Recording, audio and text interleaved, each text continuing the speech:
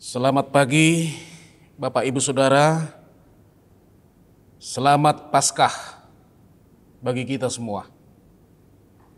Terpujilah nama Tuhan yang telah mengizinkan kita memasuki Minggu Paskah ini, di mana kita akan disapa oleh firman Tuhan dari kitab Matius pasal 28 ayat 1 sampai dengan ayat 10. Sebelumnya Bapak Ibu, mari kita serahkan diri kita kepada Tuhan, kita berdoa. Ya Allah Bapa kami, Bapa yang bertata dalam kerajaan surga, terpujilah nama-Mu di sepanjang hidup kami. Kami senantiasa merasakan kasih kebaikan-Mu yang menyertai dan memberkati kami. Maka pada hari ini, dengan sukacita kami merayakan kebangkitan-Mu yang akan kami dengarkan lewat firman Tuhan. Dan biarlah firman Tuhan membawa dan menghadirkan kebangkitan baru bagi kami. Di dalam nama Yesus Kristus, Tuhan dan Juru Selamat kita. Amin. Bapak Ibu Saudara, jemaat yang saya kasihi dalam nama Tuhan, firman Tuhan untuk kita dari kitab Matius pasal 28 ayat 1 sampai dengan 10, saya bacakan untuk kita semua. Kebangkitan Yesus. Setelah hari Sabat lewat, menjelang menyingsingnya fajar pada hari pertama minggu itu, pergilah Maria Magdalena dan Maria yang lain menengok kubur itu. Maka terjadilah gempa bumi yang hebat, sebab seorang malaikat Tuhan turun dari langit dan datang ke batu itu dan menggulingkannya, lalu duduk di atasnya. Wajahnya bagaikan kilat dan pakaiannya putih bagaikan salju. Dan penjaga-penjaga itu gentar ketakutan dan menjadi seperti orang-orang mati. Akan tetapi malaikat itu berkata kepada perempuan-perempuan itu, "Janganlah kamu takut, sebab aku tahu kamu mencari Yesus yang disalibkan itu. Ia tidak ada di sini, sebab ia telah bangkit, sama seperti yang telah dikatakannya. Mari lihatlah tempat ia berbaring. Dan segeralah pergi dan katakanlah kepada murid-muridnya bahwa ia telah bangkit dari antara orang mati. Ia mendahului kamu ke Galilea. Di sana kamu akan melihat dia. Sesungguhnya aku telah mengatakannya kepadamu." Mereka segera pergi dari kubur itu dengan takut dan dengan sukacita yang besar, dan berlari cepat-cepat untuk memberitahukannya kepada murid-murid Yesus. Tiba-tiba Yesus berjumpa dengan mereka dan berkata, "Salam bagimu." Mereka mendekatinya dan memeluk kakinya serta menyembahnya. Maka kata Yesus kepada mereka, "Jangan takut. Pergi dan katakanlah kepada saudara-saudaraku supaya mereka pergi ke Galilea, dan di sanalah mereka akan melihat aku." Sampai di sana pembacaan firman Tuhan. Bapak Ibu Saudara yang saya kasihi, hari ini kita merayakan Paskah. Paskah itu kita pahami sebagai satu peristiwa sejarah di mana Kristus bangkit dari kubur, bangkit dari kematian. Setelah Yesus disalibkan, ia dikuburkan. Dari Jumat Agung sampai dengan Minggu subuh, Yesus berada dalam kubur. Dan pada hari Minggu Paskah, Yesus bangkit. Kebangkitan Tuhan Yesus adalah satu pengajaran bagi kita bahwa kematian, maut telah dikalahkan. Kematian dan maut tidak mampu menahan Tuhan Yesus. Dan Yesus telah memenangkan pertarungannya. Dan tentunya dengan Paskah ini, setiap orang percaya kepada Tuhan juga akan dibangkitkan untuk menerima kehidupan yang kekal selama-lamanya. Bapak Ibu Saudara, peristiwa Paskah boleh kita lihat melalui firman Tuhan. Maria Magdalena dan Maria yang lain, mereka pergi ke kubur Yesus. Sebenarnya maksud kepergian mereka ke kubur Yesus bukanlah dalam rangka mau menyambut Yesus yang bangkit itu. Karena mereka dan yang lain pun tidak memahami apa itu Paskah, apa itu kebangkitan Kristus seperti yang sudah diberitakan sebelumnya. Tujuan mereka datang ke kuburan itu adalah memenuhi kebiasaan tradisi mereka, tradisi masyarakat Yahudi.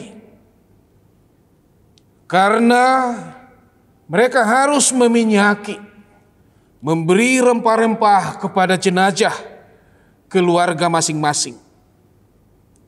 Dan hal itu memang dimungkinkan. Karena apa Bapak Ibu Saudara? Kenapa setelah dikubur masih bisa memberi rempah-rempah? Dan rempah-rempah ini dimaksudkan supaya jenazah tidak lekas membusuk. Rempah-rempah ini dimaksudkan untuk mengawetkan jenazah itu. Dan untuk itulah Maria dan yang lain datang ke kubur Yesus. Tetapi apa yang terjadi Bapak Ibu Saudara? Bahwa ketika mereka di sana, kubur itu telah kosong. Pintu kubur itu telah terbuka.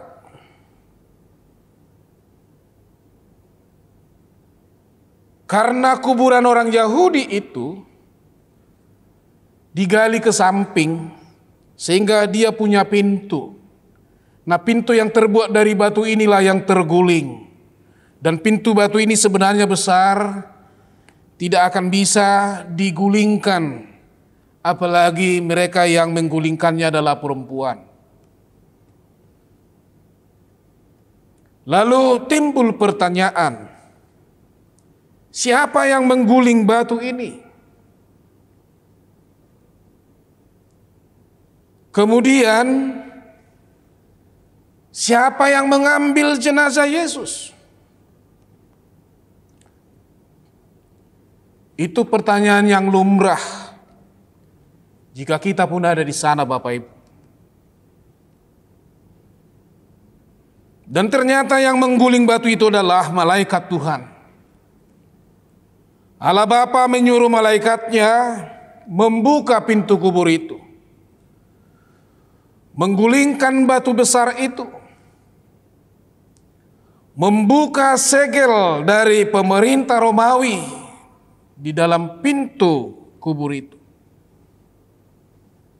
Dan di saat yang sama Yesus pun bangkit. Nah, Bapak Ibu Saudara yang saya kasihi,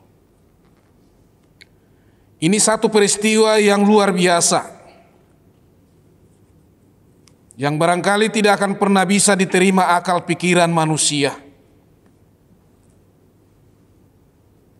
Tetapi bagi Tuhan tidak ada yang mustahil. Dan peristiwa ini dilihat oleh Maria Magdalena dan Maria yang lain.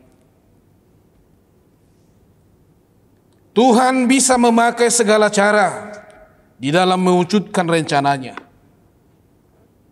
Dan rencana Tuhan tidak selalu bisa terpahami oleh manusia.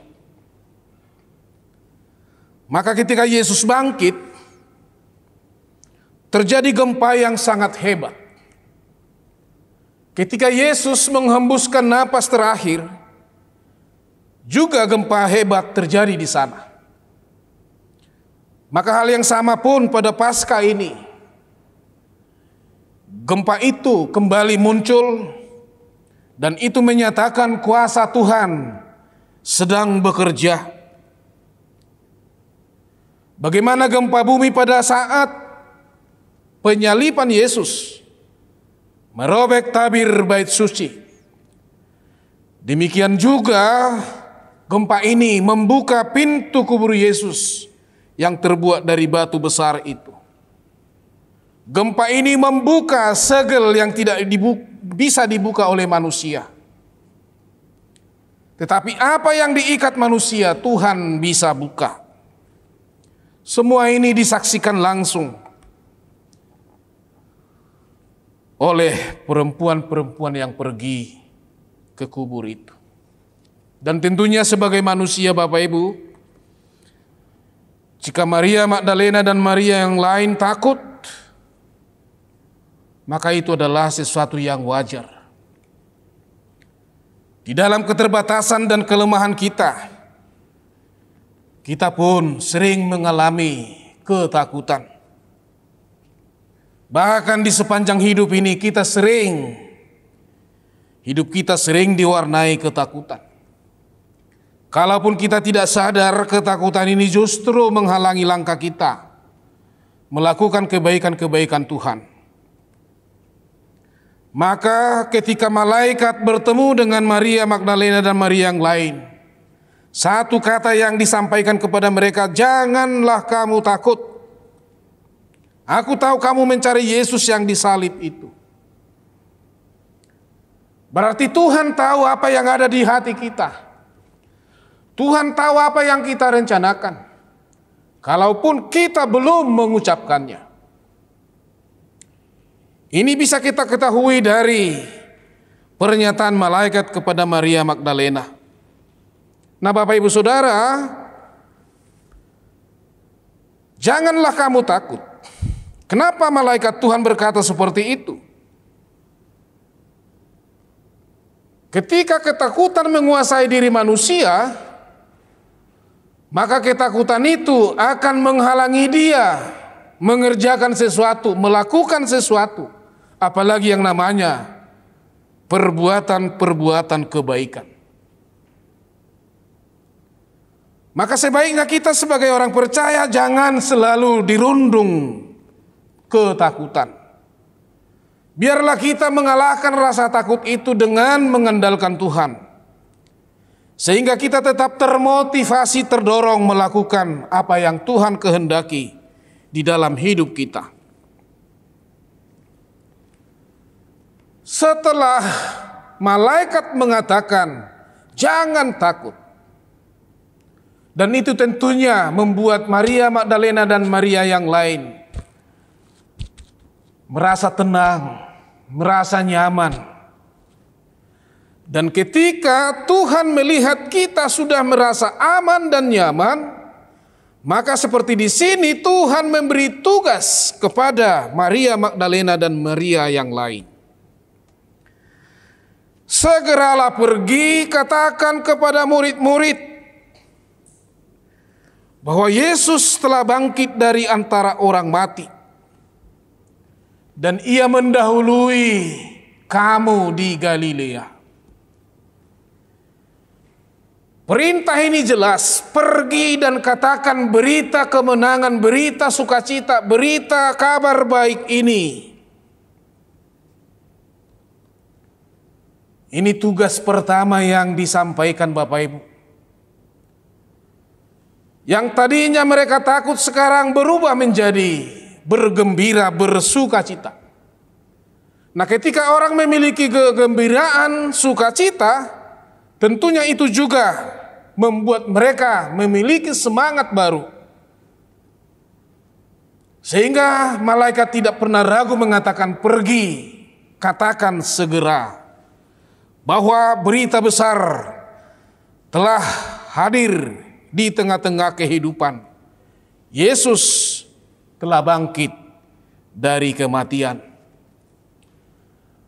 Kebangkitan Yesus ini, Bapak Ibu Saudara, menjadi satu pelajaran penting bagi kita. Jika Yesus tidak bangkit, maka sia-sialah semua pengorbanan di kayu salib. Tetapi dengan bangkitnya Yesus, maka sekarang keselamatan yang dari Allah sudah nyata dan menjadi milik semua orang percaya. Dan mereka yang akan berakhir dari dunia ini, yang akan meninggalkan dunia ini, mereka tidak akan berakhir di dunia ini, tetapi mereka akan dibangkitkan dan mereka akan dibawa ke sorga untuk menerima kehidupan kekal bersama-sama dengan semua orang-orang percaya. Bapak Ibu Saudara yang saya kasihi, di dalam nama Tuhan Yesus Kristus, mendapat perintah yang luar biasa dari malaikat itu, maka Maria dan Maria yang lain dengan segera pergi, bahkan mereka berlari-lari memberitahukannya kepada murid-murid. Tugas panggilan ini tidak pernah ditunda-tunda, segera dilaksanakan. Demikianlah firman Tuhan. Kabar baik itu ketika didengar, jangan pernah ditunda-tunda untuk dikerjakan. Karena dampak berita ini akan membawa kebaharuan, akan membawa pengharapan baru, akan membawa sukacita baru, akan membawa perubahan baru kepada semua orang. Maka hal ini juga menjadi satu motivasi bagi orang-orang percaya. Biarlah firman Tuhan senantiasa selalu diberitakan dengan baik. Karena firman Tuhan itu adalah jalan kebaikan, jalan keselamatan, jalan pembaharuan bagi kita dan bagi dunia ini. Dan saat ini gereja dipanggil, pergi katakanlah kabar baik ini. Sampaikan bahwa Yesus telah bangkit, sampaikan bahwa Yesus telah mengalahkan kematian, agar seluruh dunia tahu bahwa Tuhan yang disalibkan itu sekarang hadir sebagai pemenang, bahwa Dia benar sebagai Raja, bahwa Dia benar sebagai anak Allah yang menghadirkan dan membawa keselamatan bagi semua. Inilah sukacita kita. Dan Bapak Ibu Saudara, Yesus menyempatkan diri berjumpa dengan mereka. Salam bagimu. Lalu kedua perempuan ini mendekati Yesus dan memeluk kakinya. Ini semua menggambarkan bahwa mereka begitu sukacita. Keputusasaan pada penyaliban sekarang berganti menjadi harapan baru. Duka cita pada penyaliban sekarang berganti menjadi sukacita. Betapa bangganya mereka sebagai pengikut Tuhan. Dan kebanggaan ini menjadi hal yang luar biasa yang boleh mereka miliki, yang boleh mereka nyatakan kepada orang lain. Dan kebanggaan ini sekaligus membuka satu cakrawala baru, bahwa di dalam hidup ini tugas setiap orang percaya adalah bagaimana Kristus diberitakan, disampaikan, dan diterjemahkan kepada semua orang. Maka Paskah ini mengingatkan kita semua, biarlah kita bangkit dari keterpurukan kita, bangkit dari kelemahan-kelemahan kita, bangkit dari kekurangan-kekurangan kita. Sehingga kehadiran anak-anak Tuhan, kehadiran gereja, betul-betul menjadi jawaban di tengah-tengah kehidupan ini. Baik dia sebagai pribadi, baik sebagai keluarga, maupun sebagai persekutuan yang lebih besar. Karena hari ini firman Tuhan mengingatkan kita, pergi, sampaikan, kerjakan. Maka firman Tuhan adalah sesuatu yang harus kita kerjakan. Karena firman itu adalah mutiara berharga di dalam kehidupan kita. Karena disitulah kita menemukan apa sebenarnya kehendak Tuhan. Apa sebenarnya kehendak Allah Bapa yang boleh kita nyatakan, kita kerjakan di dalam kehidupan kita masing-masing. Maka Paskah ini, sekali lagi Bapak Ibu Saudara, mari kita bangkit. Kita nyatakan kebenaran Tuhan itu menjadi satu-satunya harta yang boleh kita bagi-bagikan kepada semua orang. Dan biarlah firman Tuhan ini memberi semangat, sukacita bagi kita, untuk kita terus melangkah melalui semua tantangan rintangan yang terjadi dalam hidup ini. Termasuk ketika saat ini kita sedang dirundung masalah COVID-19. Itu semua tidak akan pernah bisa menghalangi langkah kita menyatakan kasih, anugerah, dan kebaikan Tuhan kepada dunia dan kepada sesama kita. Terpujilah namanya di dalam Kristus Yesus yang telah bangkit dari kematian. Amin. Mari kita berdoa. Terima kasih ya Bapa untuk firman-Mu. Biarlah firman ini meneguhkan iman percaya kami, bahwa kami tidak perlu lagi takut, karena Tuhan telah keluar sebagai pemenang, telah mengalahkan kematian, maut, kegelapan, dan Tuhan telah membuka jalan kehidupan bagi kami. Biarlah berita sukacita ini boleh kami wartakan kepada seluruh dunia. Biarlah kabar baik ini boleh dimiliki semua orang, sehingga semakin banyak orang yang percaya, semakin banyak orang yang mengikut Tuhan. Terima kasih ya Bapa, pakailah diri kami masing-masing melakukan kebenaran firman-Mu, dan kami semua boleh bangkit dari semua kelemahan, kekurangan, dan keterpurukan kami.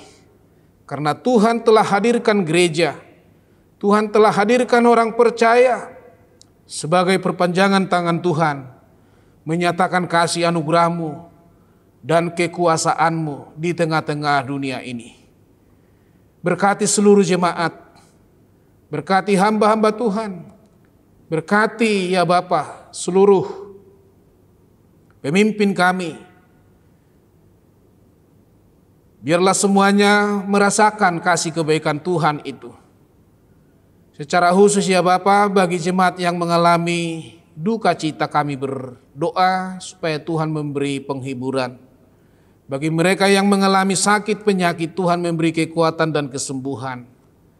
Kami tahu ya Bapa, begitu banyak persoalan dalam hidup ini, begitu banyak kesulitan, tetapi seperti pintu kubur itu. Tuhan boleh buka dengan caramu. Dan itu menandai tidak ada yang mustahil bagimu ya Bapa. Kalaupun pandemi COVID-19 sering kami pahami sebagai satu masalah besar di tengah-tengah kehidupan ini, maka sebenarnya bagi Tuhan itu bisa diatasi. Karena Tuhan berkuasa mengalahkan kematian sekalipun. Terpujilah namamu Bapa, selamatkan bangsa kami, selamatkan dunia ini. Kristus yang telah bangkit, menjadi Tuhan bagi semua, menjadi terang bagi semua. Ampuni kami akan segala dosa kami, dan di dalam nama Yesus Kristus, kami berdoa dan mengucap syukur kepadamu. Amin.